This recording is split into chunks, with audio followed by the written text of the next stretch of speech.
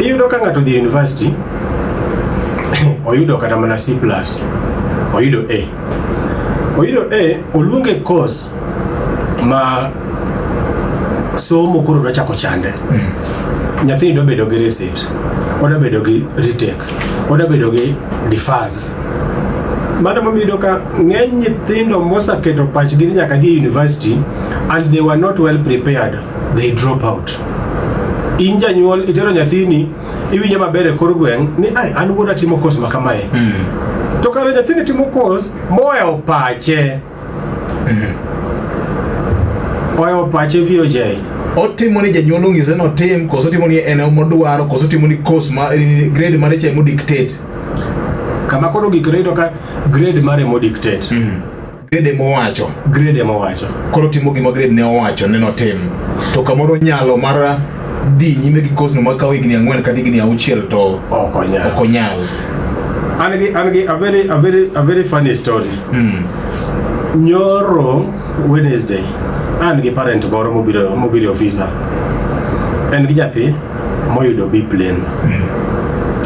Parent no confess na gi dhoge ni nyathina ni kanyo somo grade moyudo ni ne ok onyal chope. Makata kodhi university tangeni gini dhi chande. Adwa nyathino tim technical and vocational training. Why do you think such a parent ipani wirach? Parent badwa ni nyathine otim technical and vocational training vis-a-vis going to the university.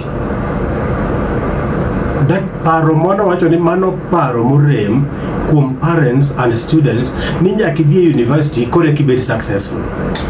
Gin yore mag monyalo bedo kogi ikruok maber mondo nyathi ka dhi timo penje to ng'eyo gima piny en gi dwaro mar piny e weche mag somo. Nikech magi thothne gin mbaka ma samoro wagoyo ka ose duoko no osewuok. Is good ni piny tiyo yaore kendo piny tiyo chiewo. Nitie department mar career guidance and counseling in secondary schools. Most secondary schools do not put effort in career guidance and counseling for their students. Nyithindo somo ni wan watiek form 4. Nitie jaka jopuonj moko mayiro ka gin e school to ok gidwa ni mondo ging'e niya nyathini kotieko kae to odhi dhi nang'o. Nyithindo ma wan go gidwaro step by step guidance. Nyaka mak bade. And that is why personally as an student at college easily, you know, the Kenya Christian Industrial Training Institute is a Christian-based institution. We nurture students. There is no student ongeja thing wanyalo admit ka kwa bedo go page mwa penye niya okay unataka hii course ama babako ndiye anataka ama mamako ndiye anataka. Na wewe hii course angombe idware. Na wewe interest mane maingo gi course midwa timo ne.